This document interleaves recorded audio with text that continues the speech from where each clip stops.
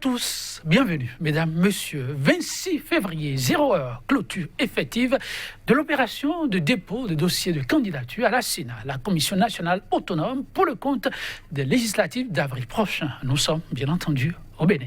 7 dossiers auront en tout été enregistrés, dont 2 sans le fameux certificat de conformité. Son détenteur des 10 dossiers à issue hypothétique pour la course législative, l'UDBN, formation politique proche du pouvoir, et l'USL, parti politique de l'opposition. Pour nombre d'analystes et d'objecteurs de conscience, la compétition en l'état s'annonce sans grands enjeux. Un match amical entre caciques du régime au pouvoir qui pourrait être ponctué de toutes sortes de rebondissements, même les plus inimaginables. Législative d'avril 2019, un match définitivement plié ou un rendez-vous périlleux. Le thème est au menu de votre émission débat du jour. Et pour en débattre en notre compagnie, comme l'un Hugues Sosoupé, juriste publiciste, il est web chroniqueur, toujours à l'affût des questions d'actualité. Comme l'un Hugues Sosoupé, bonjour. Bonjour Joël. Et merci de répondre à notre invitation en dépit d'une nuit très longue. On est encore sur pied. Tout à fait. Heureux de la disponibilité. En face de lui, Patrick Amand-Poyon, l'homme des plus à présenter pour des questions de crise. C'est l'une des voix qui compte sur le continent. En dépit de son agenda très chargé, l'homme a répondu à notre invitation. Patrick Amand-Poyon, il est coach en politique de développement et gestion de crise. Patrick Amand-Poyon, bonjour. Bonjour. Et merci de répondre aussi à notre invitation. Merci. Les heures sont désormais comptées, les regards tournés vers le Bénin législatif d'avril prochain. La situation s'annonce, dit-on, toujours délétère. Jusqu'à l'heure de la clôture des dépôts de candidature, aucune formation politique de l'opposition n'a pu décrocher le précieux examen. Le certificat de conformité qui ensuite est venu dans la course pour les législatives décriées par tous s'impose désormais à tous. Comment Hugues Sosoupé, vaines auront été les démarches et initiatives prises par l'opposition? Le dossier n'est toujours pas aux mains des partis politiques de l'opposition, vous l'avez constaté. Oui, Joël dit, je l'ai constaté, le peuple béninois l'a constaté, mais ce qu'il faut remarquer, c'est pas, on ne dira pas que et ça a été une démarche vaine pour l'opposition. Je pense encore aujourd'hui qu'il faut féliciter cette opposition qui est restée respectueuse vis-à-vis des textes de la République, qui a respecté toutes les démarches, qui a respecté l'institution que constitue le chef de l'État en faisant la démarche de dialogue, de bon office. Je pense que cette opposition aujourd'hui est à féliciter parce qu'en dépit de tout, en dépit des menaces, en dépit de l'exclusion, elle est restée droite dans ses bottes, elle a respecté le code d'éthique, le droit, les textes en vigueur en République du Bénin, et c'est ça qui fait grandir un État, une nation. Maintenant, quand on va dans les détails, on sent qu'en face, il y a une volonté manifeste de nuire à la stabilité démocratique du Bénin. La démocratie béninoise aujourd'hui, à mon avis, est très éprouvée. Elle est éprouvée et c'est elle qu'il faut sauver. J'ai fait un commentaire où je disais, de la période révolutionnaire à ce jour, on n'a connu à aucun moment une élection sans opposition. Il peut y avoir élection, l'opposition peut être battue, mais il y a toujours eu des voix divergentes qui se sont présentées à une élection. En tout cas, est-ce qu'on en est encore là? On va apprécier ensemble avec les téléspectateurs tout à l'heure. Pour votre première réaction, permettez que je me retourne vers Patrick Amand-Poyon. Question de revenir ensuite vers vous. Patrick Amand-Poyon, vous l'avez suivi. Les regards étaient très tournés, certains ont retenu leur souffle, d'autres croisaient leurs doigts. Le fameux sésame devrait être disponible, mais rien n'y fait, jusqu'à l'ultime heure. Moi, je suis personnellement étonné. Le chef de l'État a dit sur les antennes que certains ont organisé un congrès en quelques heures pour corriger les choses. Et donc, au moins ceux-là devaient avoir leur récépissé si la logique du chef était vraiment que les gens corrigent pour avoir leur récépissé. Je crois que ce qui m'a frustré et fait mal. Vous aussi frustré tout au long de cette période, ce n'est même pas les récépissés et autres. Et qu'est-ce qui vous a frustré? C'est de constater que les intellectuels de ce pays ne peuvent plus dire les choses telles que c'est. C'est de constater que un intellectuel de haut rang trouve que ce qui se passe actuellement au Bénin est normal. Ça, c'est la plus grosse frustration. Et vous avez constaté que je suis resté silencieux pendant toute cette période. Les gens me demandent qu'est-ce qui se passe. Mais moi, j'ai dit, le problème n'est pas de venir dire qui a tort, qui a raison, mais au moins de constater qu'en matière de droit, en matière de bon sens, nous avons fait des choses qui ne donnent pas de notre pays une bonne image. Ça là, je crois que le chef de l'État béninois est le premier à le savoir, puisque lui-même dit, si c'est fait pour me salir, bon, je veux bien ne pas être sali, mais je ne peux pas changer ça. Donc lui-même sait que cette situation le salit.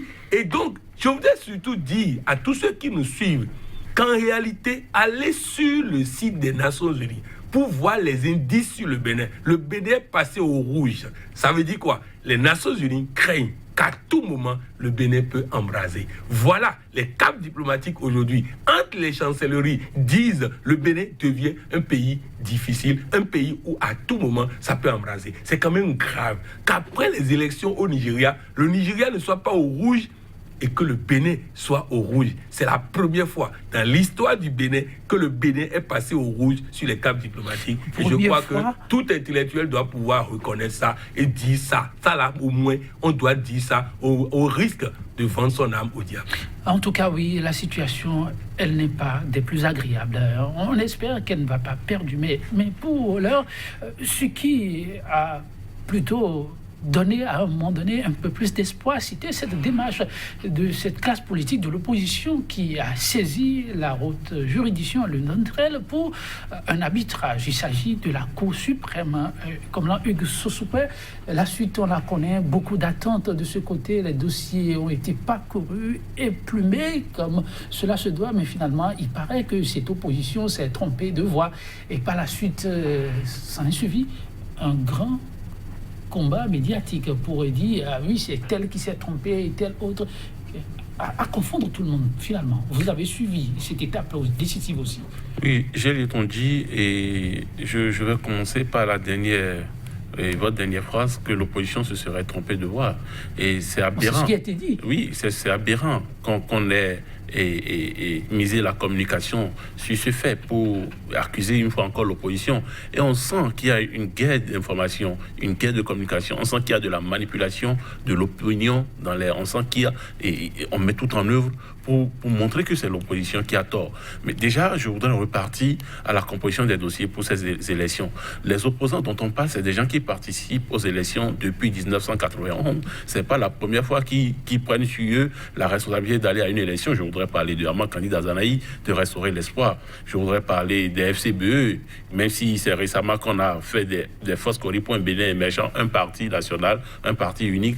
Pendant 10 ans, ce regroupement politique a travaillé aux côtés d'un président de la République, Boni Yahi. Et des gens dans ce regroupement ont été à des élections avant que le président Boni Yahi ne vienne au pouvoir. Et ensuite, je voudrais parler de l'USL, qui est composé également de personnalités politiques de haut niveau qui ont participé aux élections depuis plusieurs années. Qu'on me dise aujourd'hui, qu'on dise aux Béninois aujourd'hui, que ces différentes personnes au sein de ces regroupements politiques n'ont pas fait des analyses, n'ont pas étudié correctement leurs dossiers, n'ont pas déposé des dossiers en bonne et due forme. Vous voyez comment c'est petit d'esprit. On sent qu'il y a une réelle volonté de quelqu'un de ne pas faire participer l'opposition aux élections parce que l'opposition est devenue gênante. Au-delà de ça, je l'ai dit, ils ont fait commanditer. Je ne veux pas citer énormément, mais le pouvoir en place aujourd'hui au Bénin est un pouvoir impopulaire. L'opinion, vous sortez au Bénin, vous parlez de Patrice Talon et de ses réalisations. C'est une déception. Ce n'est pas ce que les Béninois attendaient lorsqu'ils ont fait confiance à Patrice Talon. Et ça pose également le problème de la génération spontanée. Il n'y a pas de génération spontanée en politique et nulle part. La politique, c'est un métier, ça s'apprend. Patrice Talon est venu découvrir la fonction politique à la tête à la Marina. Donc c'est difficile pour lui de faire la part des choses. Maintenant, qu'est-ce qu'il faut faire? Mais il paraît que l'homme a toujours été dans l'entrejambe des acteurs politiques. Ça ne veut être dans l'entrejambe des hommes politiques ne veut pas dire être un bon politique. Non, financer des gens pour devenir président ou député ne fait pas de vous un connaisseur de la politique. Pas du tout. Parce que ça on découvre vaille que vaille la fonction une fois installé à la Marina. C'est compliqué. Est-ce que tout ceci a un lien avec la situation? Mais ça a un lien. Quand vous voyez la manière dont Patrice Talon a été géré par les députés ces 3 dernières années, malgré qu'ils se dit avoir une majorité, un bloc au Parlement, ça a été difficile. Ces principaux projets ont échoué. 2 fois, la révision de la Constitution a été un échec, et d'autres lois également. Et les Béninois dénoncent certaines lois, telles que la loi sur l'emploi. Et vous avez vu le discours de Patrice Talon à Oslo et en Allemagne. Ça a été décrié par tout le monde. Aujourd'hui, au XXIe siècle, en 2019, on veut faire des Béninois des esclaves. On veut faire des Béninois des esclaves ou des employés. C'est dommage. Maintenant, les Béninois sont prêts à sanctionner cela. C'est ça qui a rendu impopulaire Patrice Talon. Il ne veut pas d'une opposition à l'Assemblée nationale. Donc aujourd'hui, lorsque vous parlez d'un match amical, il n'y aura même pas il y aura pas de match amical. Il y aura, comme on est en train de le lire dans les médias et ailleurs, une nomination de 83 personnes à l'Assemblée nationale. Et c'est là où je dis que c'est la démocratie béninoise qui est éprouvée. Revenons à votre question. Comment on peut comprendre que Candy Dazanaï puisse mal monter son dossier et aille déposer ça au ministère de l'Intérieur? C'est un faux problème. C'est au ministère que les gens ont composé des dossiers pour l'opposition. Mais les choses ont évolué. Ils se sont rendus au niveau de la Cour suprême pour son arbitrage. Et là-dessus, on leur reproche de s'être trompé de porte. La Cour suprême n'a jamais. Hier, j'ai eu des gens qui étaient à l'audience. N'a jamais dit aux opposants qui se sont trompés de porte. La Cour suprême a simplement dit qu'elle est incompétente pour connaître du dossier en premier ressort.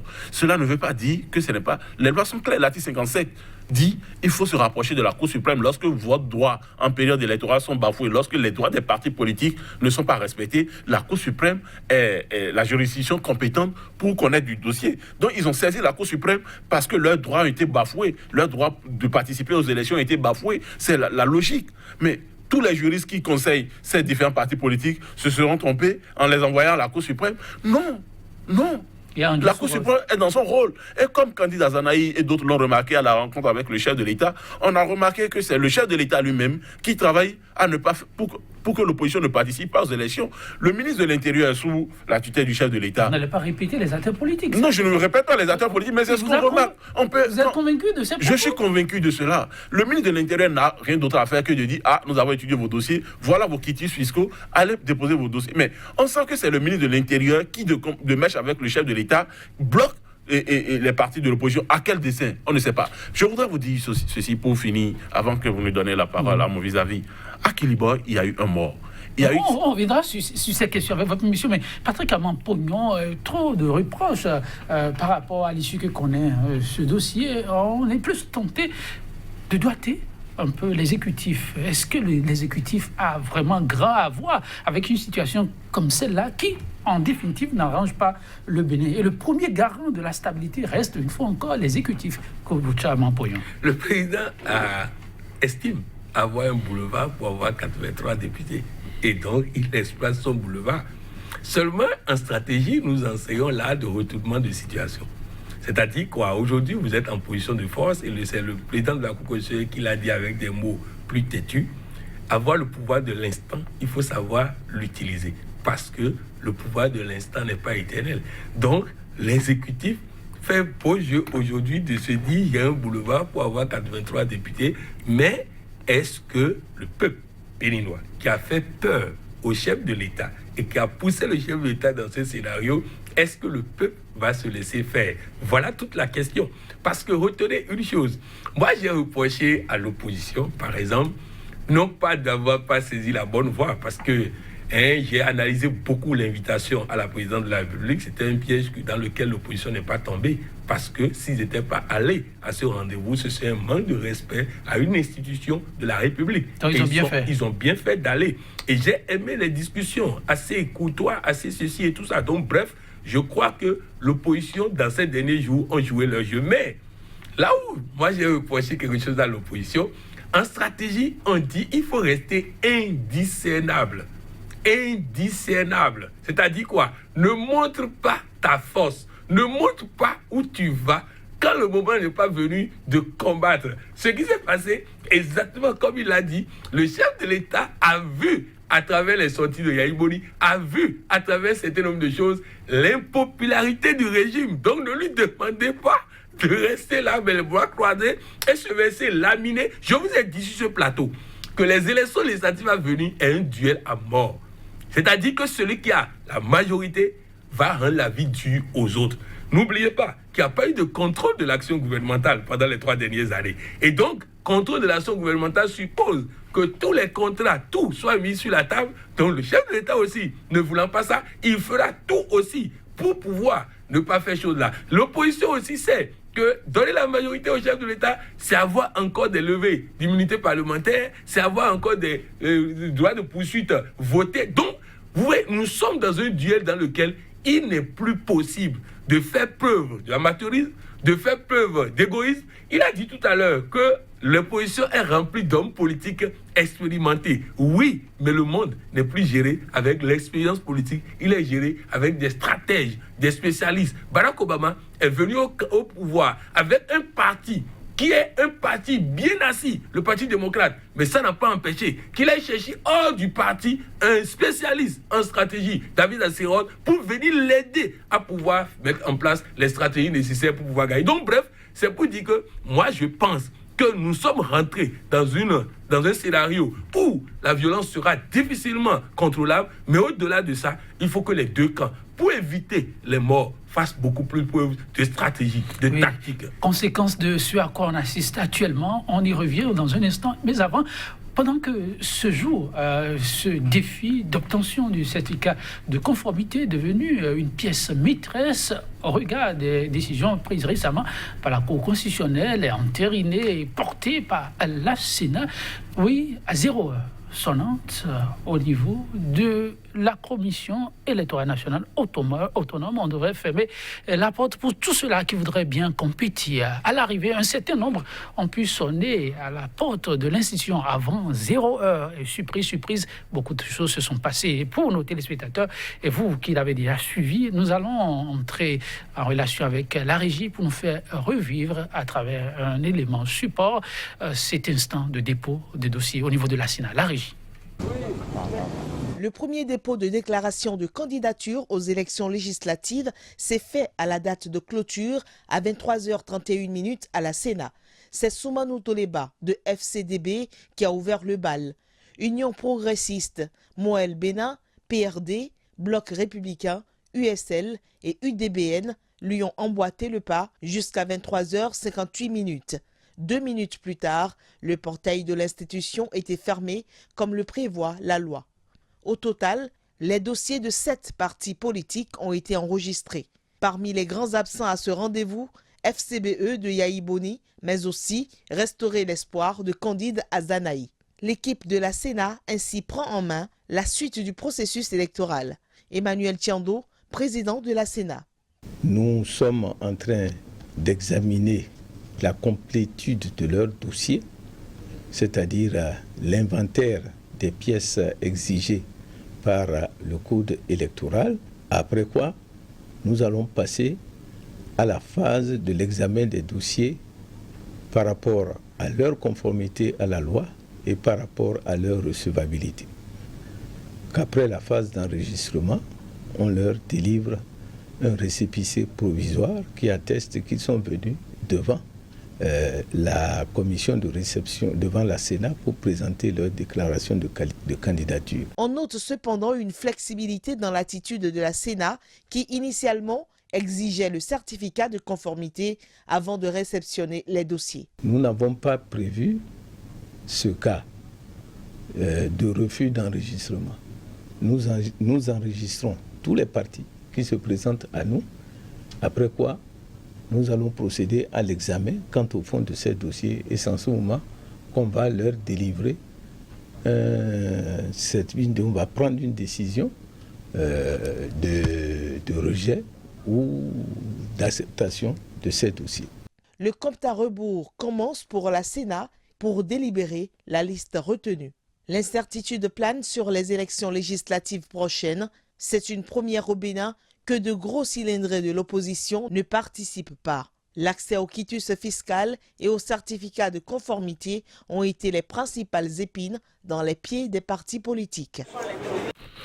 Il faut retenir, mesdames, messieurs, que de tous ceux voudront prendre part à cette compétition, au départ 10 électeurs, on a pu compter qu'il y avait un certain nombre qui accompagnaient tous le chef de l'État. 7 au total, 3 de l'opposition. Mais à l'arrivée, 7 ont pu déposer le dossier pour le compte qui a été fait, 5, sinon 6 qui accompagnent le chef de l'État, 1 qui est de l'opposition. Mais ce qu'il faut retenir de fondamental, au nombre de 7 ayant déposé le dossier, il y a 2 qui n'avaient pas leur quitus en main. Il s'agit de l'UDBN, proche du chef de l'État, et l'USL, de l'opposition. Je vais retourner vers Patrick Amanpoyon qui avait entendu la parole. Patrick Amanpoyon, quand vous suivez un peu cet élément résumé de la situation à la clôture du dépôt de dossier, quelles sont vos premières impressions?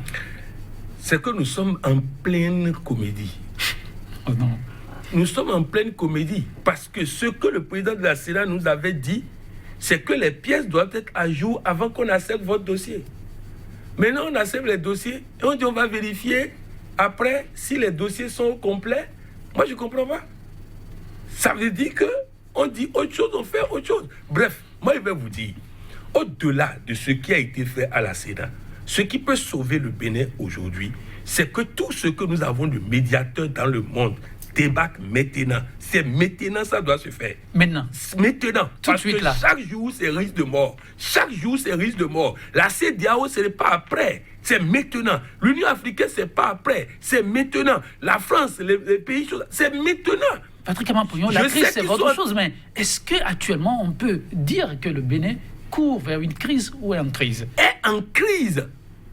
Est en crise. Vous n'avez jamais vu une situation comme sur le pont de Porto-Novo échapper à la police pendant des heures. Mais là, puisque vous évoquez cette situation, ils n'étaient pas si nombreux. Comment on peut expliquer cette situation-là? Très rapidement, c'est une petite brèche que vous ouvrez là. Mais les manifestants en question n'étaient pas si nombreux. Oui, parce que s'ils ne sont pas si nombreux et qu'ils ont bloqué autant avant que la police ne puisse faire son travail, ça veut dire qu'il y a des forces occultes qui interviennent. Vous avez vu ce qui s'est passé à Clibon. Je vais vous dire une chose. Je sais que le président de la République nous écoute. Je sais que ses collaborateurs nous écoutent. Moi, je suis béninois. Je n'ai pas 2 nationalités. Et quand je fais le tour du Bénin pour faire gestion de crise, j'ai affaire à des protagonistes qui veulent sauver le pays. Mais ici, nous avons affaire à des protagonistes qui veulent avoir raison.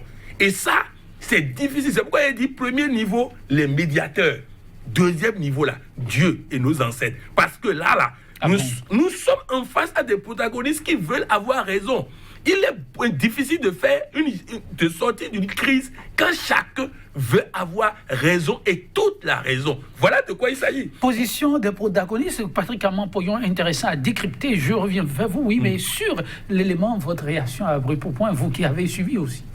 Joyeux dit, jusqu'à avant-hier ou jusqu'à hier, voici les institutions qui avaient des problèmes au Bénin. Il y avait la présidente de la République, qui n'était plus une institution crédible pour les Béninois. Parce que son occupant... Les Béninois vous l'ont dit? Pour les Béninois, parce que son occupant n'inspire plus confiance. Deuxième, l'Assemblée nationale, à cause des lois votées. Et depuis quelques jours, le ministère de l'Intérieur.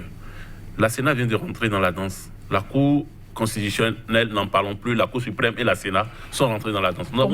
Comment la Sénat ne dit pas des mots. Nous avons 6 institutions désormais au Bénin en qui les Béninois ne feront plus confiance. Comment ça? Ce qui s'est passé à la Sénat hier, c'est une comédie, comme l'a dit... Vous empruntez son mot? Oui, mais je voulais... Si la parole m'avait été donnée à l'avance... Vous avez utilisé le même mot? J'aurais dit que c'est du théâtre. On a été confronté à de la théâtralisation de la vie politique hier à la Sénat. On n'a jamais vu ça. Pour une première fois, après le dépôt des dossiers, on sent une tension dans le pays. Alors que par le passé, lorsque les candidats finissaient de déposer les dossiers, c'était l'ambiance, c'était la bonne ambiance. Les débats continuaient. Mais je vais vous dire une chose. Jusqu'à 9h ce matin, les partis politiques étaient encore à la Sénat parce qu'ils n'ont pas fini de faire la procédure. On a fermé le portail à Serrois, mais jusqu'à 9h, ils étaient dans l'enceinte de la Sénat. Et pourquoi? Mais c'est là qu'il faut justifier, il faut étudier au cas par cas avant de prendre le récépissé provisoire. Il y a quelque chose qui ne va pas. Et je dis, un chef de l'État n'est pas vecteur de violence. C'est le garant de la sécurité nationale. Celui qui est là n'est pas vecteur de violence. Mais c'est l'impression que nous avons. Parce que lorsque des tests, qu'on sait presque soi-même. Mais les gens ont respecté les tests. Mais je pense que dans cette affaire, et c'est comme on le dit, qui veut tuer son chien l'accuse de rage. Oui, les dossiers ont été déposés, comme nous l'avons constaté. Il y a déjà beaucoup de frustration. Je vous disais tantôt, qu'à Kilibo, dans la journée d'hier, en début d'après-midi, il y a eu un mort. Il y a eu 6 militaires. Non, avant de me parler de Kipodite, on a constaté tout de même que l'UDBM, qui n'a pas son récépissé, a pu déposer. Non, je dis pas récépissé. Je veux parler d'abord du certificat de conformité. Il pourrait l'avoir. Il ne l'a pas. A pu déposer. Alors, l'USL de l'opposition a pu déposer. Quelle pourrait être la suite? Lorsque vous écoutez tout à l'heure le président de la Sénat, il a semblé dire un récépissé provisoire sera délivré. Ensuite, la Sénat dispose de 8 jours pour étudier les dossiers au cas par cas pour voir si tous les dossiers sont à jour. À la suite de cette étude, peut-être qu'on va sortir à nouveau l'UDBN et l'USL des rangs des personnes qui remplissent les conditions pour aller aux élections. On ne sait pas encore. Donc, la Sénat reçoit les dossiers sous réserve d'études au cas par cas. C'est ce que je pourrais dire. Et le verre, vous le trouvez toujours dans le fruit? Le verre est toujours dans le fruit. Depuis le début, depuis la semaine passée, l'objectif fiché de l'exécutif, c'est de ne pas permettre aux partis de l'opposition de participer à cette élection. Et il ne faut pas passer par deux chemins. C'est de ça qu'il s'agit. Et comme l'a dit le consultant, c'est un boulevard pour le chef de l'État d'avoir 83 députés. 83 députés qui feront ce qu'il a envie de faire. Et je dis, si on ne sait pas faire, on irait à 2 élections législatives avant la fin du mandat de 5 ans du président Talon. En tout cas, l'annonce ne plaît pas. C'est ça, vous avez commencé par expliquer. L'annonce ne plaît pas, à savoir aller à une élection sans des formations politiques de l'opposition. Ces formations traditionnelles, bien entendu, qu'on a vues de tout temps sur le terrain. Et vous disiez qu'il y a de ces populations déjà qui ont donné l'alerte de ce que, pour eux, on ne saurait négocier l'absence de partis de l'opposition. Mais c'est clair. Vous savez, Joël Etonji, depuis 91 tout au moins, on a mis dans le subconscient des populations, des Béninois, que l'élection est le moment par extraordinaire où il faut s'exprimer et donner son avis de la gestion de la chose publique. Les Béninois, les élections sont devenues une coutume pour les Béninois. Les Béninois ne sont pas violents et ils ne vont pas à la main, ne prennent pas des gourdins, mais ils se disent, nous irons le sanctionner dans les urnes. Mais qu'aujourd'hui, un pouvoir extraterrestre qui, je me pose la question de savoir. Attention, mais il faut dire à tous ceux-là qui nous suivent, qui viennent peut-être de nous rattraper, qui ont suivi vos mots et qui ne connaissent pas véritablement le Bénin, il faut dire que le président ici, c'est un président démocratiquement élu. Je l'ai dit, un président démocratiquement élu, mais moi, j'ai une préoccupation. Est-ce que ce président connaît l'histoire de la démocratie du Bénin? Oui. Ça, c'est des questions qu'il faut se poser. Est-ce que ce président a été à la conférence nationale des forces vives de février 1990? Et voilà, nous sommes en février. Yaboué n'a pas été non plus. Yaboué n'a pas été non plus, mais il a étudié, il a compris. Ça, Vous avez l'impression que l'homme n'a pas compris. Il n'a pas compris. S'il connaissait l'histoire de notre conférence nationale, je pense qu'il n'aurait pas interdit à des partis de l'opposition de participer à une élection. Il tout le chapeau là, sur sa tête. Mais c'est lui le premier responsable, c'est plus le premier garant. C'est lui qui devait jouer le rôle de médiation. J'attendais à la sortie de la rencontre entre les partis de l'opposition et le chef de l'État qu'on dise au ministère de l'Intérieur, mais écoutez, on s'assoit à tout, on proroge un peu et on remet les choses, on donne du délai aux gens d'être prêts. Parce que les élections pour les Béninois, c'est une coutume. On ne saurait exclure un parti d'une élection au Bénin.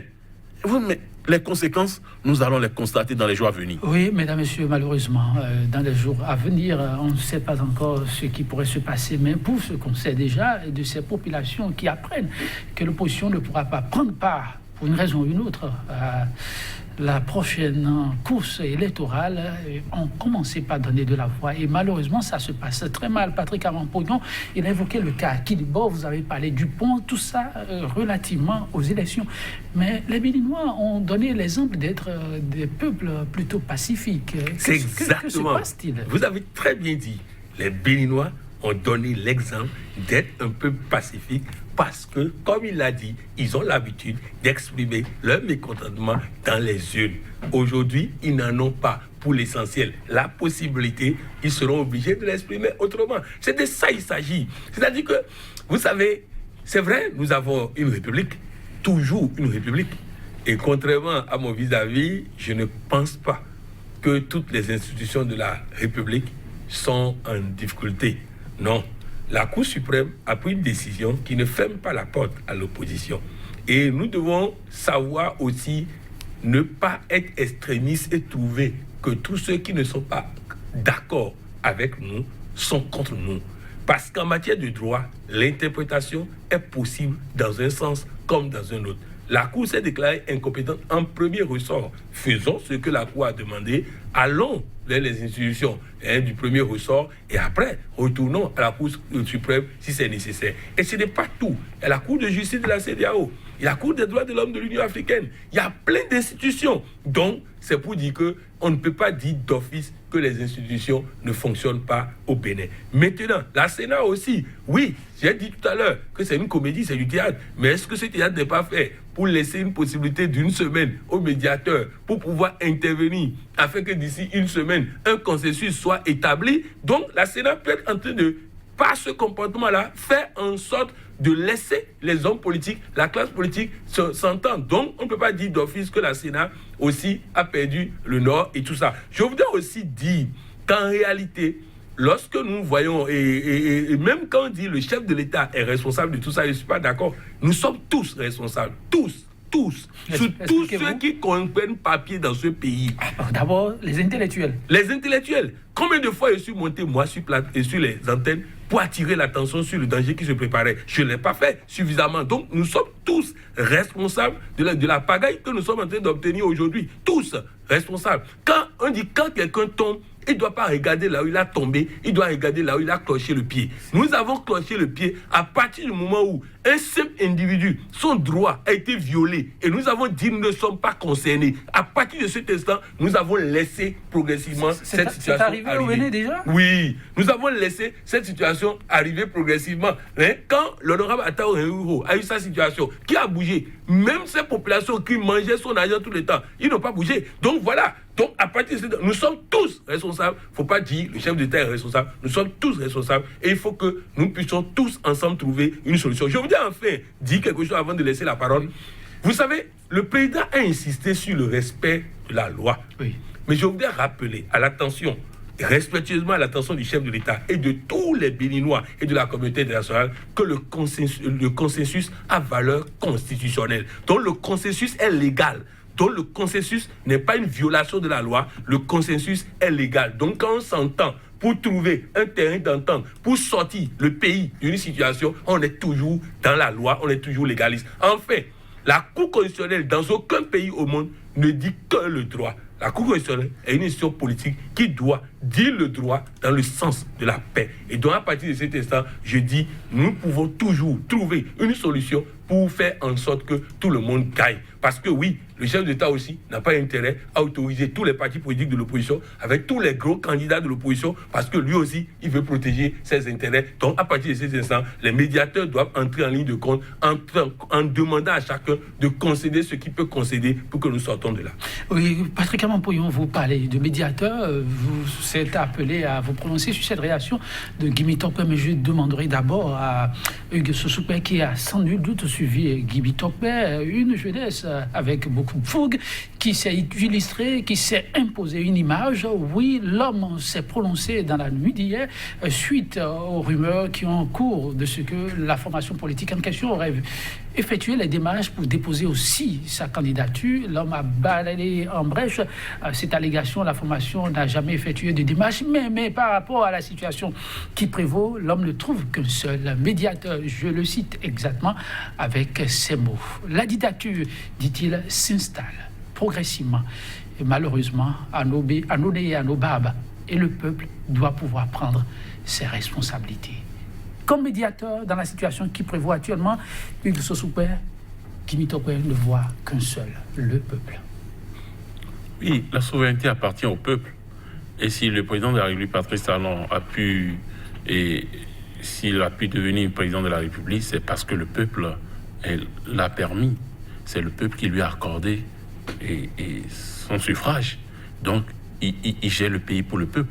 Et s'il n'est pas capable de travailler pour la bonne entente du peuple, entre les citoyens de la nation, je pense que, comme Guy Tokpé l'a dit, désormais, il revient au peuple de défendre sa souveraineté. Alors, est-ce qu'il faut demander, dans une situation aussi tendue, au peuple de jouer sa partition? La situation, elle est tendue. La situation, Joël, la situation est tendue pour le peuple. Et c'est pourquoi je pense que Guy a raison de dire qu'il revient au peuple de jouer sa partition. Sa partition. Oui, je reviens vers vous, Patrick Alman-Pognon. Vous avez fait des propositions, mais l'acteur politique pense que l'alternative pour régler au plus tôt cette situation reste le peuple. Si nous avions la possibilité que le peuple ait le choix dans les urnes, le peuple peut arbitrer, le peuple peut jouer les médiateurs, et c'est seulement comme ça que le peuple est pacifique. Alors si le peuple n'a pas le choix dans les urnes et qu'on appelle au peuple, c'est pas évident que ce soit le bon appel. Je crois que l'heure est grave, mais tout n'est pas gâté. L'heure est grave, mais tout n'est pas foutu. Je pense qu'aujourd'hui, si le président Patrice Talon respecte la France, respecte, il a fait des mois à chercher audience avec Macron, comme si Macron était le Dieu sur terre, encore que je ne crois pas trop en la capacité de celui-là aussi. Bref, je crois que la France, qu'on a beau critiquer dans beaucoup de situations, a un rôle qu'il est déjà en train de jouer, mais qui doit jouer beaucoup plus efficacement dans cette situation. Les Nations Unies ont un rôle à jouer, l'Union africaine a un rôle à jouer, la CEDEAO a un rôle à jouer. Il faut jouer ça tout de suite. C'est pas quand ça va être gâté là. Il ne faut pas décompter le nombre de morts avant de venir nous aider au Bénin. Oui, le Bénin a été appelé plusieurs fois. Nicéphore Soglo a fait la paix au Libéria. Donc vraiment, il va falloir que la communauté internationale puisse venir au secours du Bénin tout de suite, maintenant. Le peuple après, mais que déjà les médiateurs puissent rentrer en ligne de compte. Parce que vous savez, la violence, on sait quand ça commence, on ne sait pas où ça finit. On sait quand il a activé, on ne sait pas qui va perdre la vie dedans. Donc, dans tous les cas, là, du retournement des situations est tel qu'on ne peut même pas dire que la violence ne va s'attaquer qu'aux autres. Encore que les policiers qui ne sont que nos frères et sœurs n'ont rien fait pour mériter cette situation. Avec leur mec salaire, il ne faut pas les mettre encore dans une situation où c'est eux qui vont perdre la vie. Donc, bref, je pense qu'appeler au peuple, on n'en est pas encore là. On a encore plusieurs semaines devant nous pour que les médiateurs de tous ordres, et surtout le plus grand médiateur qui est Dieu, accompagné de ces acolytes qui sont nos ancêtres, puissent véritablement intervenir. Hugues Sessoupé, il faut prendre le chapelet si vraiment vous y croyez. Alors, les mesures alternatives, quel est le regard que vous y portez pour aider le Bénin à éviter l'impasse?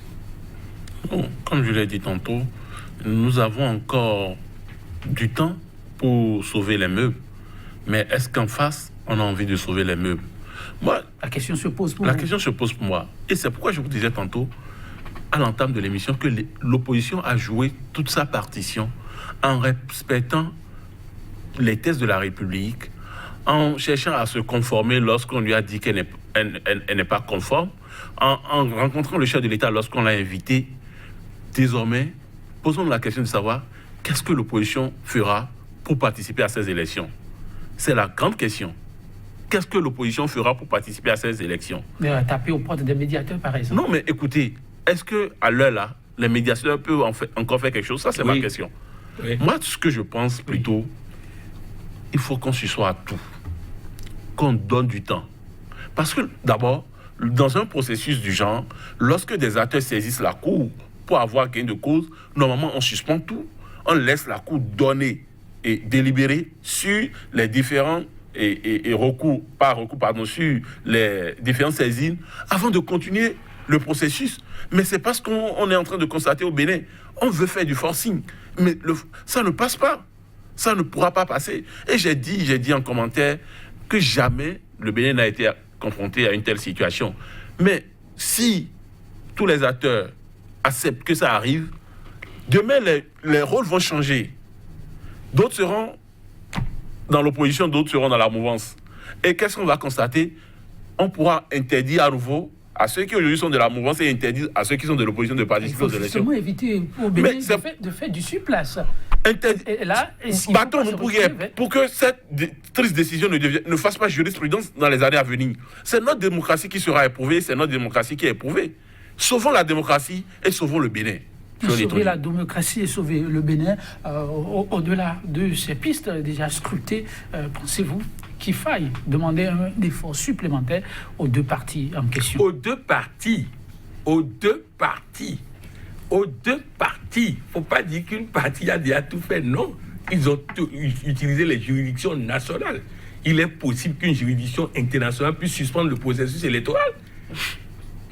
Je voudrais réagir tout de suite. Oui, allez-y. Mais vous savez, la Cour africaine des droits de l'homme a donné une décision dans l'affaire 18 kg de cocaïne entre AG et l'État béninois. Mais l'État béninois a délibérément pris la décision de ne pas respecter la décision de la Cour africaine des droits de l'homme. Il y a les conséquences de droit qui vont venir est-ce que nous allons tout le temps attendre les conséquences de droit? Si l'État ne veut pas se conformer à une des juridictions qui a au niveau de notre juridiction qui a donné une décision, ça veut dire que l'État ne veut pas négocier. Non, mais non. Il faut pas. Ça veut dire que si nous partons du principe que l'autre là n'acceptera rien, n'acceptera ceci, et ça justifie les appels au peuple. Moi, j'ai dit, il y a énormément, sur le plan électoral, il y a énormément de cartouches encore. Au-delà des cartouches juridiques, il y a des cartouches tactiques, stratégiques, il y a plein de choses qui sont encore possibles. De toutes les façons, je voudrais dire déjà que je suis heureux de la sagesse de la classe politique où vous n'avez pas vu des déclarations intempestives ce matin. Ça veut dire qu'il y a des concertations, il y a des réunions, il y a des experts qui sont en train de les conseiller, il y a des analyses. Je crois qu'il faut exploiter toutes ces possibilités-là. Ce n'est pas terminé. Et il y a possibilité de médiation. Le Nigeria, moi j'attendais de pied ferme le résultat des élections présidentielles au Nigeria parce que Nigeria fort, aucun pays de la sous-région ne fait sa pagaille lorsque le géant de la région est fort. Donc à partir du moment où les élections sont terminées, si nous constatons qu'il n'y a pas de violence au Nigeria dans les jours à suivre et que le chef d'État soit fort de ça, ça va interférer inévitablement dans la gestion de la crise au Bénin parce qu'on n'ose pas regarder en face un géant du Nigeria pour tenir tête. Donc bref, je crois qu'il y a beaucoup de choses qui sont encore possibles. Des délégations doivent aller vers les chancelleries internationales pour discuter, pour trouver comment les voies et moyens, pour mettre la pression, tout ça. Si nous allons tout de suite à la violence, ça veut dire que nous aussi, nous voulons la violence et ce n'est pas bon. Il faut Joël Yetonji, je ne fais pas d'appel à la violence, mais je ne suis pas tout à fait d'accord avec le consultant lorsqu'il dit qu'il est content du comportement des partis de l'opposition.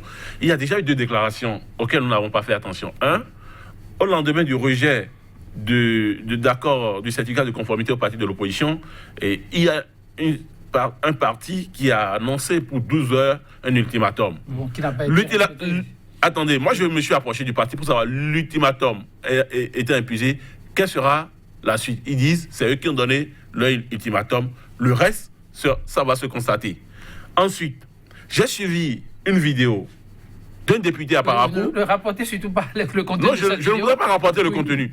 Mais le contenu est suffisamment grave qu'on dise qu'aujourd'hui... Non, merci beaucoup. C'est-à-dire que les gens doivent prendre en compte le fait que la situation, elle est plus que critique. La situation, elle est critique. Oui, le coach Mampoyon l'a dit aussi. Et c'est pour ça qu'il faut faire des efforts supplémentaires de part et d'autre, rien que pour le Bénin. Si on lève... C'est pourquoi je disais aussi tantôt qu'il faille suspendre d'abord le processus, qu'il faut écouter les partis et qu'il faut laisser le temps à la justice de donner, de répondre aux différentes saisies dont il a été, et par rapport, les différentes saisies par rapport auxquelles les partis de l'opposition l'ont approché. Mais laisser les choses en l'état, c'est courir le risque de l'implosion, que je ne souhaite pas.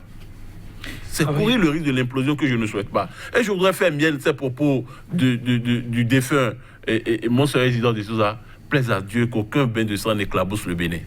J'en ai fini. Merci beaucoup. Oui, Patrick Mampoyon, vous avez ensuite la parole. Votre vis-à-vis a dit qu'il en a fini sur une parole forte qui donne chaque fois des frissons lorsqu'on la prononce. Plaise au ciel qu'aucun bain de sang ne nous éclabousse et ne nous emporte dans ces flots. Oui, votre mot pour conclure cette émission. En fait, je voudrais dire simplement que vivement que les intellectuels de ce pays retrouvent la raison. Vivement que les cadres de ce pays retrouvent la raison. Parce que quand je vois des institutions qui devaient attirer la sonnette d'alarme, faire preuve d'hypocrisie, de myopie intellectuelle et tout ça, je dis c'est suffisamment grave. Moi, je ne pense pas que le chef de l'État soit le problème. C'est nous, cadres de ce pays, qui devons pouvoir dire au moins sur les plateaux. J'ai écouté des émissions où j'ai eu envie de vomir. J'ai eu envie de vomir, de voir des cadres que je respectais, des personnalités que je respectais, finir défendre, c'est-à-dire des choses indéfendables. Bref, je crois que rien n'est gâté en ce moment. les médiations doivent se mettre en place, que chacun réfléchisse, aille faire preuve d'étudier dans l'histoire du Bénin, dans l'histoire de l'Afrique, quelles sont les voies et moyens les plus pacifiques utilisés pour gérer ce genre de situation, et que cela soit utilisé et que la violence ne soit qu'un dernier recours dans cette situation. Merci à vous, Patrick Amampoyon. Merci également à vous, Hugues Soussou. Chers téléspectateurs, l'émission 100% Bénin du jour va ainsi s'en arrêter là. Ce fut un plaisir de vous avoir su toujours à nos côtés, car sans vous, ces plateaux que nous tenons n'ont pas leur raison d'être. 100% Bénin, le numéro du jour, on va s'en arrêter là. Je vais plutôt emprunter cette citation du regretté Monseigneur Isidore de Souza, archevêque de Cotonou. L'un de nos invités l'a dit, je le rappelle simplement, oui, plaise au ciel qu'aucun bain de sang ne nous éclabousse et ne nous emporte dans ses flots. Vivement la réflexion et des concessions de part et d'autre. Le Bénin en sortira plutôt gagnant. À demain pour notre numéro de 100% Bénin, et toujours avec la même disponibilité, le même entrain. À très vite.